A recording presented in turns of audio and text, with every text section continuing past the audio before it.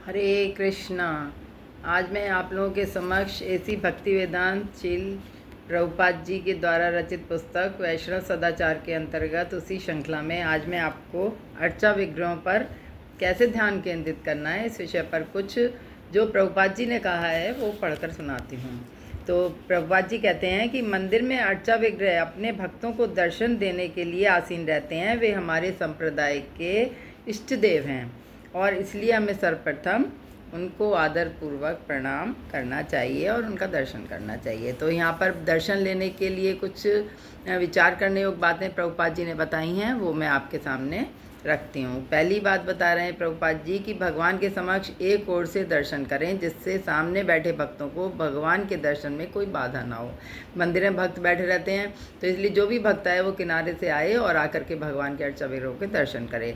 दूसरा है विग्रहों को दंडवत करने के पश्चात अत्यंत भक्ति भाव से जो है उनके दर्शन करना चाहिए और उनसे कृपा की याचना करनी चाहिए कि हमें कृपा मिले भगवान की। तीसरा है किसी को भी प्रत्यक्ष दर्शन करने के लिए सबसे पहले भगवान के मुख की ओर नहीं दिखना चाहिए। वो वैष्णव सदाचार में क्या है कि सबसे पहले जो प्रमाणिक विधि है वो बताते हैं कि श्रीमद् भागवतम से प्रभुपाद जी बता रहे हैं कि श्लोक संख्या है 2.2.13।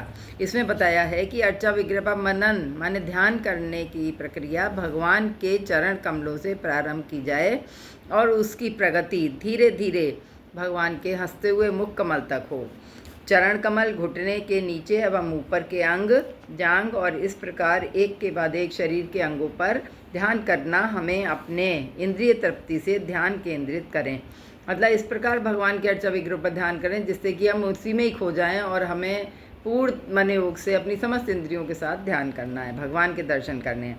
चौथा है भगवान के शरीर के अंगों के विभिन्न भागों पर क्रमशः मन जितना अधिक हो उतना स्थिर करना होता है और उतना ही अधिक हमारे मन एवं बुद्धि का शुद्धिकरण होता है। हम जितनी देर भगवान के अर्चा विग्रहों के दर्शन करते हैं, आँख खोल के भगवान को निहारते हैं, तो उतनी ही हमारी इंद्रियां भगवान में लगती हैं और हमारी इंद्रियों का शुद्धिकरण होता है। पांचवा बता रहे हैं प्रभुपाद जी कि इसमें तात्पर्य में बताते हैं कि इस प्रकार विग्रहों का मनन एवं ध्यान करना हमें अपनी इंद्रिय तृप्ति से अनासक्त होने में मदद करता है।